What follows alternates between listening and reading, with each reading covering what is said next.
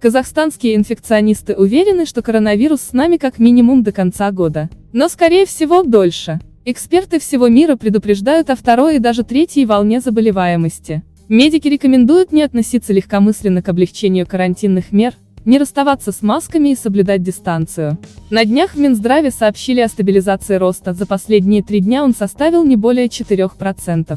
Но сразу же уточнили, это еще не конец. И казахстанские, и мировые ученые уверены, что коронавирус с нами надолго, а возможно, что и навсегда. Вопрос только в том, как с ним уживаться. Ведь скорее всего осенью нас накроет второй волной, считают инфекционисты. Предположительно, скорее всего, это будет ноябрь месяц. Если он адаптируется к среде и останется в нашем обществе, мы каждый год, осенью-весной, будем с ним встречаться. Мы должны понимать, что вирус нашел себе новую жизненную нишу, человеческую среду.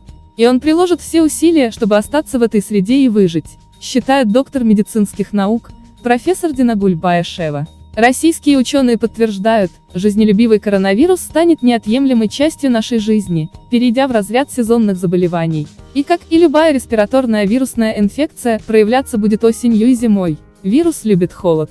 Я не понимаю людей, которые говорят, что мы с ним справимся, он исчезнет. Никуда он не исчезнет. Мы пока только одно вирусное заболевание из человеческой популяции полностью ликвидировали, это натуральная оспа. Но для этого понадобились усилия всех стран. На это ушло почти 20 лет. Не надо связывать успех борьбы с коронавирусом с созданием или несозданием вакцины, потому что ее могут не создать. Это очень сложный вирус, объясняет академик Виталий Зверев. Многие из введенных мер были полезны для сдерживания распространения этой болезни. Однако мы не защищены от второй волны.